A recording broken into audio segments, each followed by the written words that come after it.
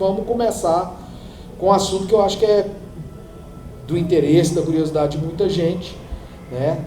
Que é esse fenômeno que acontece no Brasil da produção das Graphic MSP, né? Que isso, em que pese todas as considerações que a gente puder ser feito, tem um impacto grande, né, no mercado de quadrinhos brasileiros.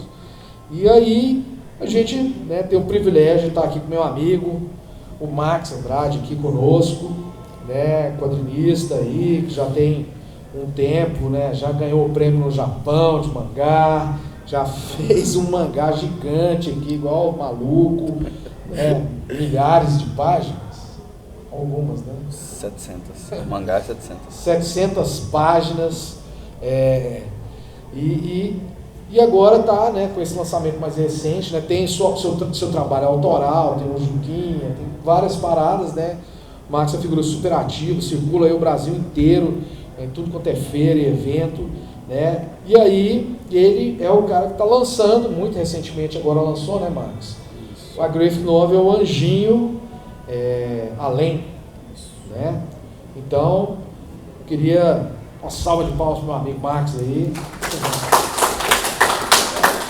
E dizer também assim, que a ideia da gente fazer um registro desse seminário é que depois a gente possa disponibilizar esses papos na internet como uma forma de a gente ter acesso, né, e democratizar o debate que a gente vai ter aqui.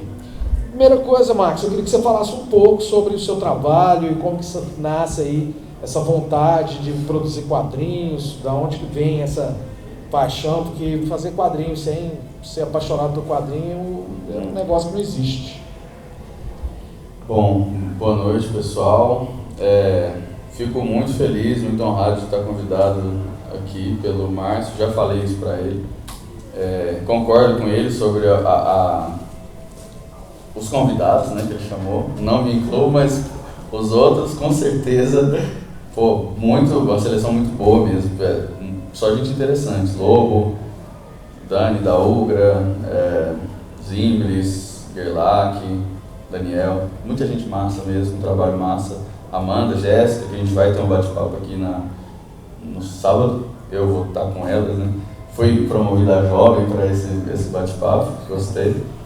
E eu sou quadrinista, eu tenho 31 anos e eu comecei a fazer quadrinhos para valer com 16, então tem 15 anos que eu estou fazendo quadrinhos.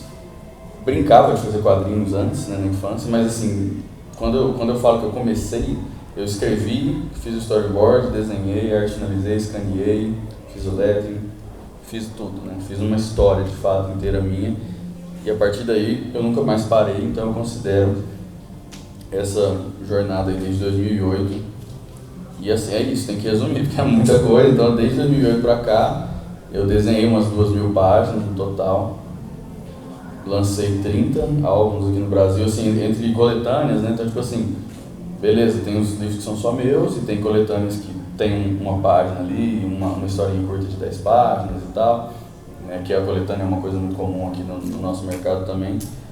E aí as coisas mais marcantes dessa jornada até hoje foi essa série de mangás, né, que eu fiz por 7 anos, cada ano eu lançava um.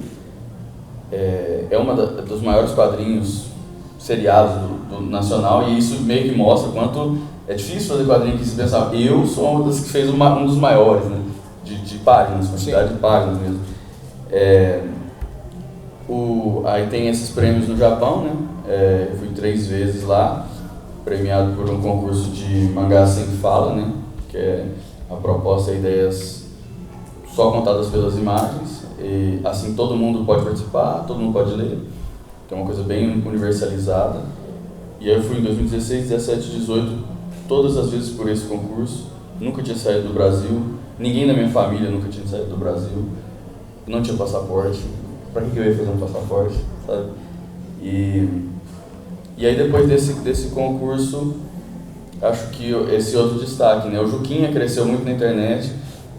Em parte por causa dele eu fui convidado para fazer a Graphic MSP, que é esse selo de reinterpretações, que, como você falou, né? Independente das questões, qualquer questão que possa ser posta, é um projeto que trouxe muitos olhos do público geral para o quadrinho brasileiro, que isso é uma coisa que eu acho que é um feito muito bom do projeto, né? O cara lê, na última página fala as coisas que o autor fez, e o cara, como assim? Existem outros quadrinhos que essas pessoas no Brasil fazem, e a partir daí ela vai atrás, e aí ela descobre outros autores. Passa 5 anos, ela não está nem gostando de Graphic MSP mais, já está viciada em quadrinho brasileiro, de tanto por ter entrado por lá, sabe? E aí esse foi o trabalho mais recente que eu fiz, né? Legal. E como que... Mas me fala aí, a pergunta de... Assim, essas coisas eu fico curioso sempre, assim. Como você se lembra do quadrinho na sua vida? O que te pegou? Aqueles quadrinhos que você fala, pô, cara, eu preciso mexer com isso e tal. Meu pai, felizmente, meu pai é uma pessoa que, né, foi a pessoa que definiu, assim, né? Petista, roqueiro e fã de gibi. E o engraçado é que, assim, tudo de certa forma tem esse pé dele, mas assim, o rock que ele escuta não é o rock que eu escuto, o gibi que ele gosta não é o gibi que eu gosto, assim, majoritariamente, né? Meu pai não gosta de mangá, por exemplo, então, porque assim, o mangá chegou aqui, meu pai já estava em outra, né? Estava em outra idade e tal, mas desde que eu me lembro que eu existo, os quadrinhos estão lá na minha casa, sabe? Porque meu pai comprava pra ele, né?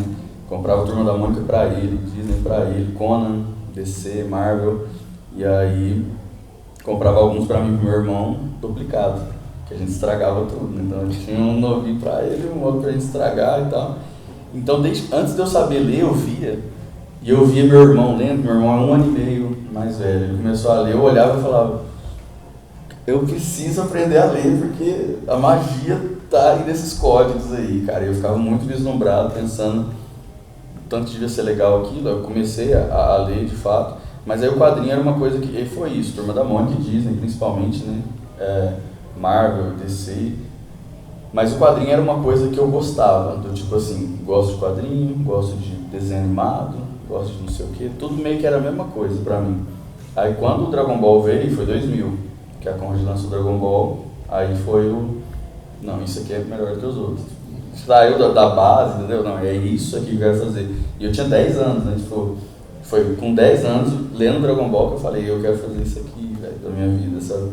E aí não mudei de ideia até hoje, né? Ainda tô nessa. Então tá aí, né? Essa que é a questão. Esse microfone aqui, opa, tá rolando. Deixa eu só...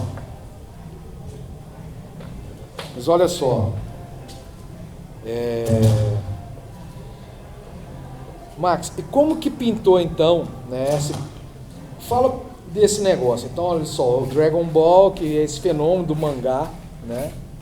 Que é Dragon Ball é um desses carros-chefe para popularizar o mangá no Brasil, né? É uma dessas questões aí que vão popularizar o mangá no Brasil, e você vê o impacto que isso tem, né? Você vê que você foi fisgado ali. Me fala aí, a sua série de mangá e essa coisa dos prêmios no Japão, como que isso se deu? Uma coisa engraçada dessas conexões da história do mercado que a gente tem, né? É que o Sidney Guzman, o editor da Graphic MSP, era o editor da Conrad, dos mangás, né? Então, em 2000, eu meio que comecei a saber quem ele era daquela época, né? Eu tenho uma relação desde a infância. Ele foi saber quem eu era muito tempo depois, em 2014, na primeira Comic Con, foi a primeira vez que eu encontrei ele. Mas eu já tinha esse rolê de ler a sessão de cartas, tinha isso, né, antigamente. Então, tipo, eu era um velho amigo, sabe? E assim, quando eu comecei a ler Dragon Ball, né, por ser esse rolê do mangá, ser o quadrinho especial pra mim, né, diferente dos outros, que era tipo esse gosto a mais, eu inicialmente queria fazer mangá, tipo, quero ir pro Japão, quero morar no Japão, pá, isso aqui. Tinha um plano certinho, né? Quando é que eu ia acabar a escola, a faculdade, juntar um dinheiro, tudo planejado, né? Aí começou dando errado quando eu não passei no vestibular, já começou dando errado, mas eu tinha tudo certinho lá e pá. E só que quando eu comecei a fazer, eu vi tudo que era diferente, a feitura da coisa, né? E assim, independente do meu sonho ser ir para tal lugar ou fazer qualquer coisa, ele era muito frisado na coisa de eu fazer o quadrinho, né? E isso é a parte que não mudou até hoje, né? Tipo, o negócio é fazer o gibi. Quero fazer o gibi. Quando eu fiz a primeira vez, eu falei, cara, é melhor do que eu pensava. Eu falei que eu queria fazer com 10, comecei com 16, aí eu não vou parar mais, porque realmente as coisas que atrapalham fazer o quadrinho são todas que estão fora do quadrinho. A parte do fazer é muito a falta de recurso, a falta de possibilidade de mercado, mas o fazer em si é a melhor coisa que tem, cara. E aí comecei o mangá, a série, era muito um negócio que eu pensei, toda hora fazer uma história curta e criar tudo do zero era um pouco difícil. Falei, se eu fizer uma série e fizer capítulos, eu posso ir treinando e aprendendo enquanto eu faço. É mais ou menos essa a ideia quando eu comecei o Tools Challenge, né? Que era isso, eu lia, estudava sobre, aprendia técnica de desenho, bico de pena, livro digital, tudo isso eu ia aprendendo e aplicando, então de certa forma foi a minha base assim, de crescimento, tudo dentro dessa série, né?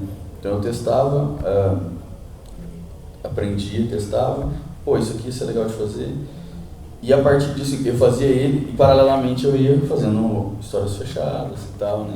Com o que eu tinha aprendido com ele.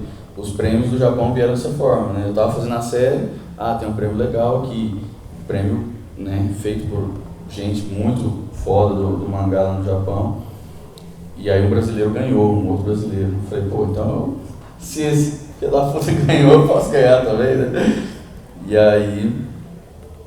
aí fui mandando, né? E deu certo de ganhar e tal. E uma curiosidade é que no ano que eu fui pro Japão, foi 2016, era o mesmo ano que eu ia, naquele planejamento que eu tinha feito lá atrás. Só foi totalmente diferente, mas deu, e eu nem tenho vontade de morar lá mais, na verdade. Mas assim, é muito louco como muitas coisas que são criadas nesse caminho são diferentes do que a gente tinha pensado, mas a parte mais apaixonante do negócio, que é fazer história em quadrinho, permanece assim do mesmo jeito, sabe?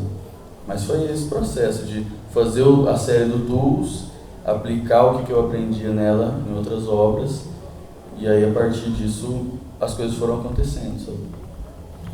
Então, falando assim de coisas acontecendo, como que você acha que aconteceu o convite para você fazer uma Graphic MSP? Porque é um lugar, assim, hoje, dentro de um mercado, né? Isso que a gente... essa figura complexa que é o mercado de quadrinhos do Brasil. Então, na verdade, é um conceito até etéreo, assim, né? Porque os quadrinhos tem tantos mercados, né? Tem tantos modos de fazer quadrinhos, etc, né? Agora, assim, como que você acha e por que você acha que apareceu essa oportunidade para estar nesse lugar, que é um lugar, assim, que muita gente deseja, que tem uma influência grande, ou que invariavelmente tem atenção, né? As pessoas prestam atenção naquilo. Para bem ou para mal, né? Tem atenção, né? Para ser bem falado ou mal falado, independente do que seja. Como eu falei, comecei em 2008, o Sidney Guzman foi conhecer meu trabalho em 2014. Foi um bom tempo, né?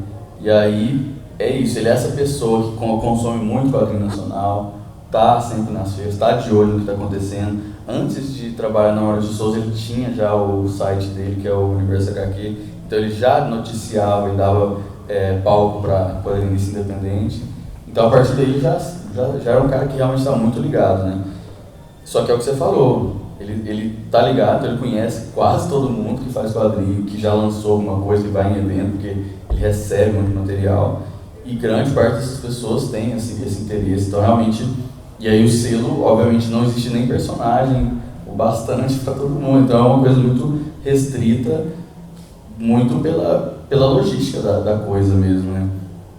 Então, eu especificamente, você não chegou ainda, né? Mas eu queria fazer agora o MSP do Longinho, né? Especificamente, que é uma coisa, e eu nunca falei isso pra ele, né? Nunca cheguei. Nunca dei essa ideia, não é o meu perfil. Sei que tem gente que é assim, né? Eu só fico na minha, tá ligado? Eu não vou chegar, vamos lançar e tal, eu sou tímido demais pra isso, né? Então eu nunca falei nem que eu queria fazer uma Graphic MSP e tal. Só que nesse processo, o Sidney foi me acompanhando, assim como ele foi acompanhando vários outros autores, né? Quando ele me conheceu, o selo já existia.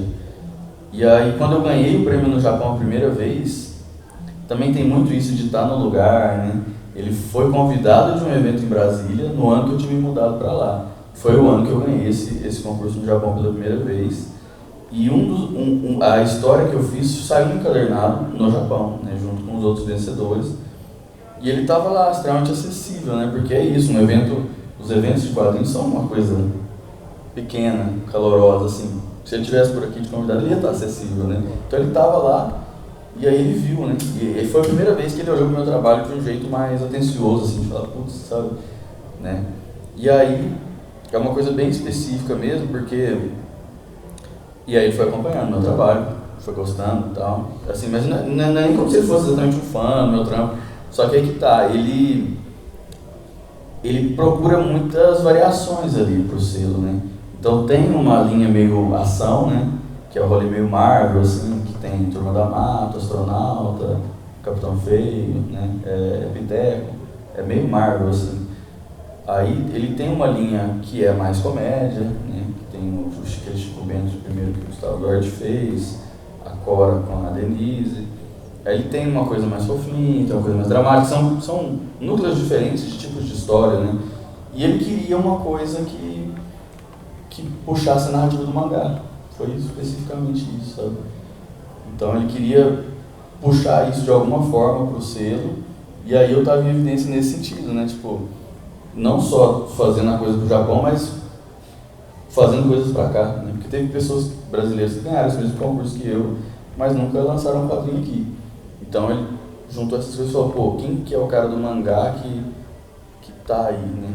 E era eu, sabe? Então foi meio que a junção desses fatores. Uma das coisas legais foi que quando ele mostrou pro Maurício, né, a Graphic, antes do Maurício subir mesmo, ele mostrou e o Maurício falou, Sidney, me corrija se eu estiver errado, eu acho que essa Graphic é diferente de todas que a gente já fez. E assim, óbvio, todas são diferentes uma da outra, mas para ele falar que é diferente, ela é mais diferente, né? Isso para mim é um elogio, né, substancial. Claro. E aí foi o Sidney que te procurou, e já chegou com uma proposta, vamos fazer, como é que é? Eu quero que você faça isso, ou ele te consultou o que você queria fazer, como é que foi? Então, o padrão do convite da Graphic MSP é sempre o editor chamando a pessoa já falando qual personagem ela vai fazer, né? Então ele convida assim, sei lá, Chico, quero que você faça o Piteco. Aí você só topa ou não, até onde eu sei, todos os autores que ele convidou até hoje aceitaram, no selo Graphic MSP, né? Que tem histórias públicas, inclusive, né? Algumas pessoas que não quiseram fazer, MSP 50 ali, para Florenço, né? Mas todas as pessoas que ele já convidou para fazer uma graphic toparam, e uma delas fez isso de propor outro personagem, né? Que ele ofereceu um personagem X, e o cara falou, não, eu vou fazer o Horácio, e fez uma proposta para ele, que é uma ousadia também, né? Mas assim, o normal ele chamou o autor e falou, eu quero que você faça tal personagem, e foi assim comigo também, né? Então durante a pandemia, aí teve essa outra coisa, eu trabalhei com ele num outro projeto antes, né? Ele estava fazendo um freela de edição de um quadrinho paradidático, né? Que é sobre tabela periódica e tal. E aí o desenhista abandonou quando ele já estava fazendo o trabalho como freelance, e o autor ficou desesperado, né? E aí ele falou, não, vou te arrumar um desenhista. E aí nesse dia ele me ligou e ele já estava acompanhando meu trabalho, me ligou e falou, né, pô, tem esse projeto aqui, não sei o que e tal, que você quer fazer. E aí diz ele que, assim, eu descobri depois, né, ele contou pro autor do gibi, pro roteirista, ele falou, tem esse menino aqui que eu tô de olho há muito tempo, já tô olhando o trabalho dele, né, tô pensando em chamar ele para fazer uma graphic, eu não sabia, né. Mas quando ele me chamou, eu falei, pô, então agora eu posso, com esse trampo eu posso mostrar que eu trampo de boa, que eu sou uma pessoa que dá pra lidar, que eu sei conversar, que eu sei ouvir e tal. E aí foi meio que, de certa forma, um test drive, digamos assim, né? E enquanto eu estava fazendo esse trabalho, e estava gostando do trabalho que eu estava fazendo, ele me convidou, foi todo no contexto da pandemia, então foi um convite por telefone, eu estava em casa, eu não pude sair para comemorar com ninguém, foi, né? Eu pedi uma pizza, peguei minha gata, Luana, gata animal, né? Dancei com ela, e foi isso. Né? Porque eu não tinha o que fazer, né? E todo o processo de fazer a Graphic foi na pandemia, mas o convite foi esse, né? Ele chegou e falou, eu quero estrear um personagem novo no comemoração de 10 anos do selo, que é esse ano, e queria que fosse o Anjinho e fosse você. E aí eu falei, cara, é exatamente o personagem que eu queria fazer. Aí ele falou, vai, eu queria puxar o saco do editor lá longe, né? Porque uma coisa é você falar que é fazer o Cebolinha, né? Sim. Outra coisa é você falar, pô, Anjinho, que porra é essa, né? Mas de fato, era a história que eu queria fazer. E daí pra frente foi, assim, foi a única coisa que ele falou, tipo assim, não teve, o roteiro vai ser assim, o roteiro vai ser assado, foi, tipo, ele falou, se você for colocar ele na Terra, porque assim, no gibi da Turma da Mônica normal, o Anjinho tá, tipo, aqui, o Cebolinha falou, Anjinho, é desse jeito, né, e, obviamente, a Graphic existe meio que um universo um pouco mais realista, assim, né, então falou, pô, se você for colocar ele na Terra, você tem que fazer de alguma forma que seja um pouco mais crível e tal, né, dentro dessa lógica. E foi só isso, a única coisa que ele falou. E aí o resto eu tive a liberdade total para... Obviamente, né, para quem conhece o selo, sabe que a Graphic MSP não tem palavrão, não tem sangue, violência, sexo, né? Tipo assim, é um gibi da Turma da Mônica ainda, né? Não é da escola. Não é um gibi da escola, exatamente. Essa lenda que ele que escolhe o título também, né? Uma palavra sempre é uma palavra só. Na verdade eu acho que cada caso é um caso também, né? Tipo assim, como eu já conheço o selo, eu sabia que era esse negócio de uma palavra. Existem 2 exceções já, né? Que tem títulos com 2, a mesma coisa da capa, né? Normalmente a capa ela é inteira, só que tem outras capas que se montam com a quarta capa, então tudo depende do caso. E eu já sabia, né, que ele gostava de nomes com uma palavra só, e eu mesmo que escolhi o nome da minha, né? E aí normalmente é, na verdade, uma coisa meio definida junto ali. Eu sei que é isso, cada caso é um caso, tem autores que fizeram mais de uma versão de roteiro e tal, mas o meu caso foi de fazer o roteiro que eu queria, ser aprovado de primeira, pequeniníssimas alterações, tipo isso, né? Tem um palavrão ali, não, isso aqui não tem, obviamente e tal. E aí a gente trocava uma coisinha ou outra, dava uma ajeitada. E você teve que redigir o roteiro? Como é que é? Tem que submeter o roteiro? Ou tem uma... Como é que é esse processo, assim? Nesse sentido, eu acho também é muito legal como o Sidney, ele se adapta em quase tudo, em relação a, tipo assim, ele sabe, ele entende que cada autor trabalha de uma forma, que não existe um padrão. Tipo assim, as coisas que vão ser padrão no selo são 80 páginas. Todas as Graphics MSP, assim, as primeiras são 64, se eu não me engano, aí passou um pouquinho, eles aumentaram, né? O livro tem 100 páginas no total e 80 são de quadrinhos, e isso é invariável. Então, assim, vai ter casos que eu tenho uma história mais dilatada. A minha, por exemplo, se dependesse de mim, tinha 120, sabe? Mas eu tinha que, né? Isso é um exercício também, né? Mas, assim, essas são as coisas que tem que ser daquela forma, né? Agora, como eu escrevo, que eu não escrevo o roteiro americano, definitivamente, sabe? O pessoal do mangá, muito por causa disso, né? Escrevem em storyboard, no geral. Né? Lá é outro rolê. Lá no Japão, o autor conversa com o editor, depois faz um storyboard, é meio que assim, né? E eu tenho uma mistura, assim, eu normalmente... Só que também, aí que tá, cada quadrinho eu faço de um jeito, isso altera entre uma obra e outra. Mas, no geral, eu tenho um texto corrido, como roteiro, sabe? Então é isso, o roteiro que foi aprovado era umas 3 páginas, assim, de Word, de Docs, né? Sim. Umas 3 páginas de texto corrido, assim, início, meio e fim, acontece isso.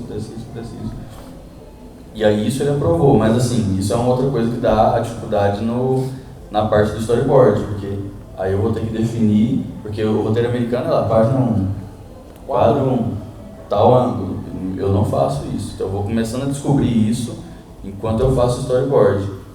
E aí foi uma coisa minha de eu, como sempre, a parte mais difícil para mim, ao mesmo tempo a mais importante, eu mesmo quebrar minha cabeça lá pra, tipo assim, conseguir fazer um storyboard que estivesse no meu agrado mesmo, né?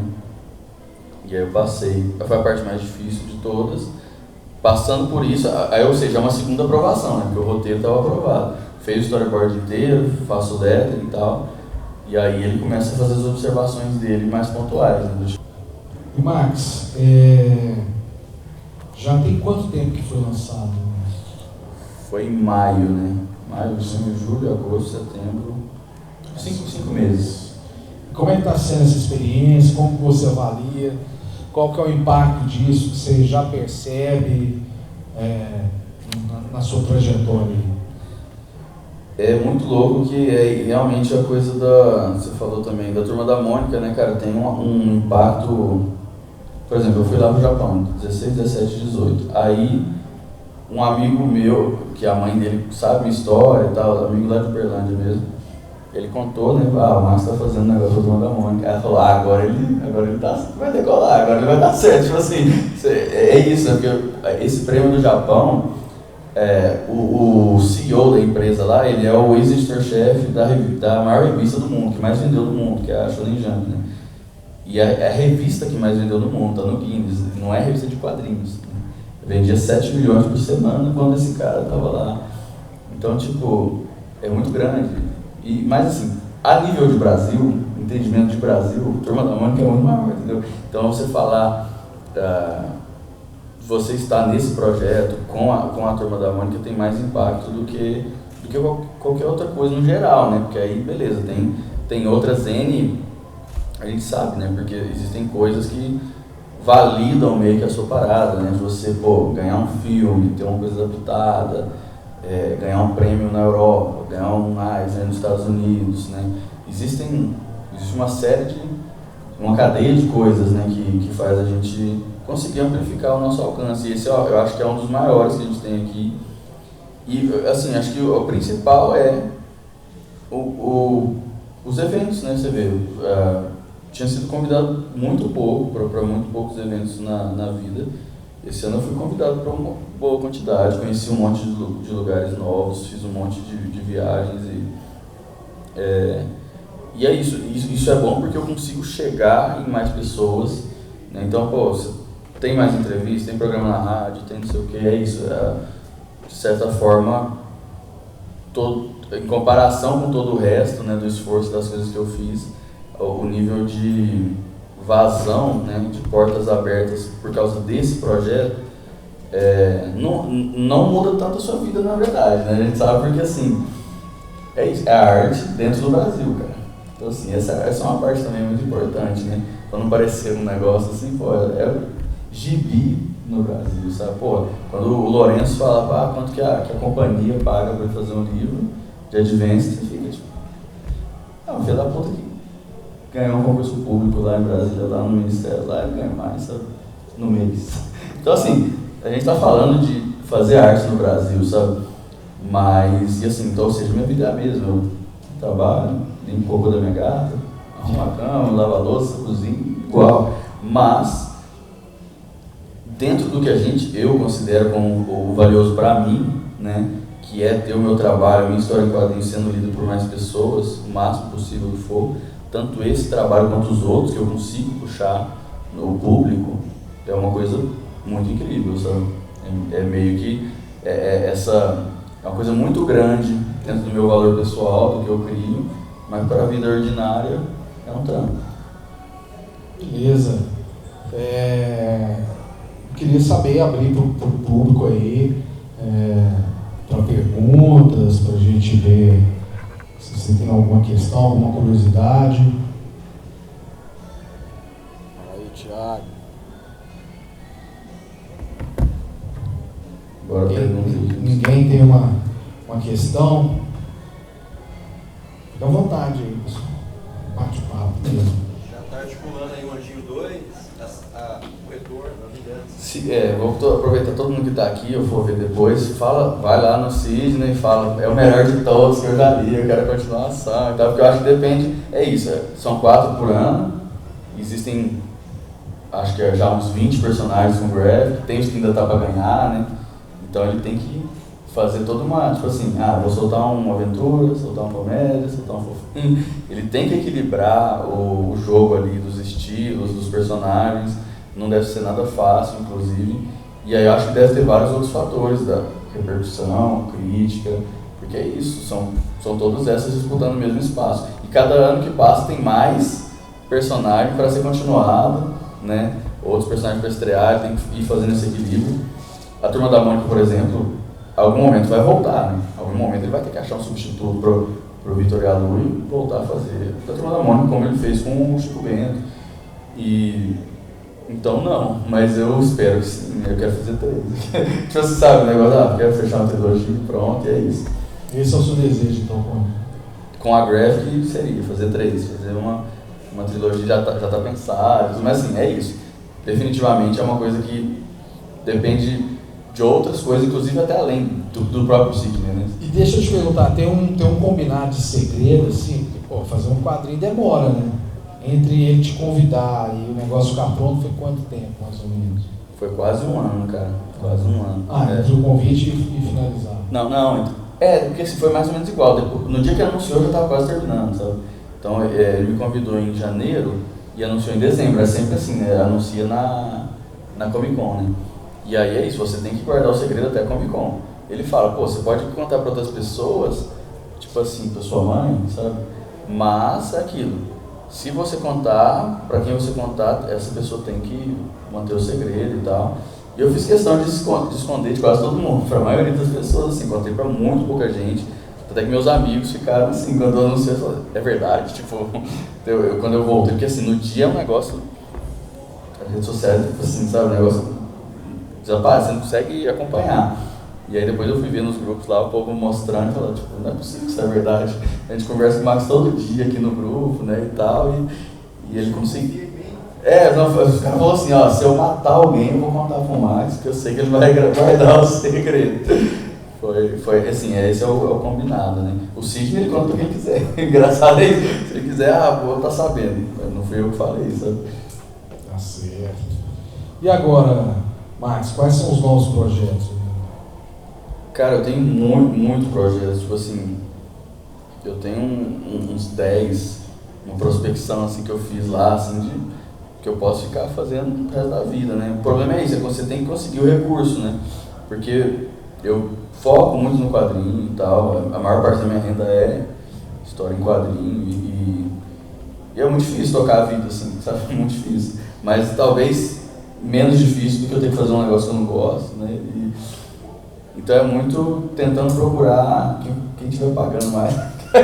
não é assim, mas assim, procuro unir o útil ao agradável, né? Tipo assim, conseguir uma grana, esse ano eu tô fazendo um monte de feira para tentar juntar um dinheiro e ano que vem poder ficar em paz produzindo e tal. E aí tem isso, no meio disso vai ter coisa pequena, coletânea, participação e os álbuns, né? Que é meio que uma linha de sucessão que eu vejo para mim, né? Uma lógica pessoal minha, que é, eu fiz o Tool Challenge, que é essa série, eu fiz o Juquinha, eu fiz o Anjinho e o próximo é isso, né? Essa é a linha de sucessão, que é tipo assim, as obras mais encorpadas que eu faço, que eu estou tratando um tópico importante na minha vida, falando de alguma forma de uma coisa que eu preciso falar, e aí eu estou fazendo essa outra obra agora, que é um álbum também, é um álbum que eu quero fechar e tudo para o fim do ano que vem, né? Mas tudo depende disso, de recursos, possibilidade, achar uma editora legal, alguém que consiga me pagar, tudo muito difícil, eu sei que é difícil, né? Mas é isso, tentar, de repente, achar um edital de cultura que eu consiga ser contemplado, é sempre assim, mas é isso, não falta ideia, assim, tem um monte de projeto,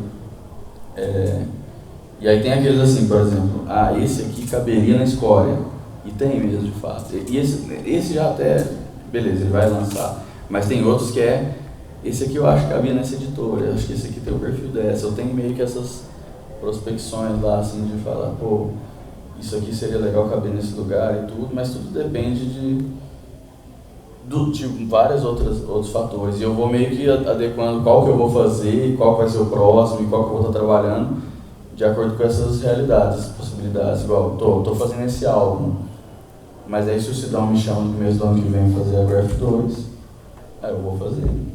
E aí provavelmente eu vou usar o recurso da Graph, inclusive, para poder fazer a outra depois. É meio que essa... Agora sim, se depender de mim, todo ano vai ter livro novo. A grana é boa? Comparado com... Eu sou pobre, né? Sou pobre, nasci pobre. É o maior dinheiro que eu recebi na minha vida. Então, tipo assim, não é muita coisa para termos de Brasil, mas é isso. Nos meus 31 anos de vida, é o maior dinheiro que eu já recebi. E negócio de royalty? Muitas vezes as pessoas perguntam... Sim. Tem também, cara. Assim, envolve... Você trabalha com dignidade, né? É isso. Que é um rolê que é muito difícil de acontecer aqui, né? E muitas vezes você sabe que não é por maldade, é porque não dá, né? Mas você recebe, você tem o que você precisa fazer, né? Existem inúmeras possibilidades, né? Tem graphics que foram lançadas no exterior, foram lançadas na França, na Alemanha, na Itália. Teve as que virou filme. Então, assim, tem várias coisas que podem acontecer e o autor tem parte em tudo, sabe? Então, mas assim, é isso também, né? A gente sabe que o royalty do autor no Brasil é ridículo. E nesse sentido, é o normal no mercado, sacou? E assim, isso não tem muito o que fazer, assim, talvez tenha, né? Que aí é outra questão, né? A questão da gente ir atrás dos nossos direitos como classe artística e mudar essa situação. Agora, mas eles praticam o que todo mundo pratica, que a companhia das vezes pratica, o que todo mundo pratica, né? Então, pessoal, alguma questão? Eu acompanho esse trabalho já faz um tempo, assim, acho que desde, na verdade, pegou muito de ela, aí depois você ganha aquele concurso da Ação Magazine, né? Sim, sim. Aí você fez aquele... Você ganhou o concurso do Japão, Uhum. Aí eu queria saber, assim, parece que o cenário, assim, de produção, tanto do quadrinho quanto do mangá no Brasil, mudou muito, assim, acompanhando mesmo, não só você, mas vários dos seus colegas de trabalho, seus amigos também, né? O Kaji, várias pessoas, assim, Conexão Lanquinha. E eu queria saber como é que você enxerga esse crescimento, o que mudou, assim, principalmente também nos seus trabalhos, assim. E eu queria saber também do seu processo artístico. Qual é a parte que você mais gosta de fazer? Se é o roteiro, se é arte final, se é o desenho, se é a coloração também? Então, mudou muita coisa, né? Tipo, de 2008 pra cá, né, que eu tô lá acompanhando e vendo, tipo, as portas que existiam eram muito pequenas e muito restritas também, né? Do tipo assim, você tinha que ser paulista ou carioca pra sair num álbum da Companhia das Letras, de um lugar muito específico, de uma turma muito específica, né? Tipo, as coisas mudaram muito, as coisas melhoraram muito. Tipo, diversificou muito mais, abriu muito mais para mulheres, para todo tipo de gente de qualquer lugar, sabe? É óbvio que não é o ideal ainda, mas assim, se você compara desses 15 anos, muita coisa mudou, muita coisa melhorou. E espaços, tipo, editoras que não se interessavam ou não podiam lançar quadrinhos brasileiros, que hoje a quantidade de pequenas editoras que surgiu também é gigantesca. Tem essas editoras um pouco maiores, por exemplo, a JBC, né, que é a editora de mangá, ela não tinha espaço para quadrinho nacional, depois ela fez um concurso, que o Cássio ganhou inclusive e tal, e agora ela já está lançando, normal, assim, poucas, mas tem as obras brasileiras que ela lança e põe na livraria, igual ela faz com os mangás, né? Porque a realidade do nosso mercado mudou muito, pra gente melhorou, para algumas pessoas piorou, porque antigamente o gibi vendia 100 mil cópias, 40 mil cópias, 50 mil cópias, gibi gringo, né? Hoje em dia o gibi gringo não vende mais isso, sabe? Então, no momento que o Naruto não vende mais tanto, é porque é isso, né? Se o Naruto está vendendo 50 mil, por que eu vou vender 1000 do Max? Agora, se o Naruto está vendendo 10 mil, 2 mil do Max, não é tão imbecil assim mais, né? Acho que isso muda a figura. Acho que nesse sentido pra gente existe, e aí tem o rolê da internet, né? Você publica na internet, você constrói um público lá, as pessoas vêm atrás depois. Então assim, muitas portas se abriram, né? Da mesma forma como o país anda do lado contrário, né? De querer esmagar a gente, existe muito mais formas de se publicar, né? Teve um prêmio da Dark Side aí, tempo atrás, R$25 mil, mais um contrato com a editora. Prêmio do Pipoca aqui com a Amazon, R$10 mil, contrato, lançamento. Prêmio do Comic Zone, publicação em 3 países, R$20 mil. Isso não existia, cara. Simplesmente não existia. Então a gente tem, tanto para o mangá quanto para o quadrinho no geral, a gente tem mais espaço. Tem o Catarse, tem os editais, tem uma série, tem as pequenas editoras, tem uma série de possibilidades.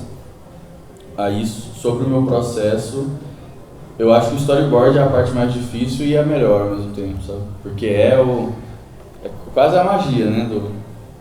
A mágica da parada acontecendo, assim, onde, pra mim, né, da forma como eu faço, é um pouco além do eu estudei, sabe? Meio que nesse momento parece que não adianta eu saber uma fórmula, um jeito de... É sempre muito...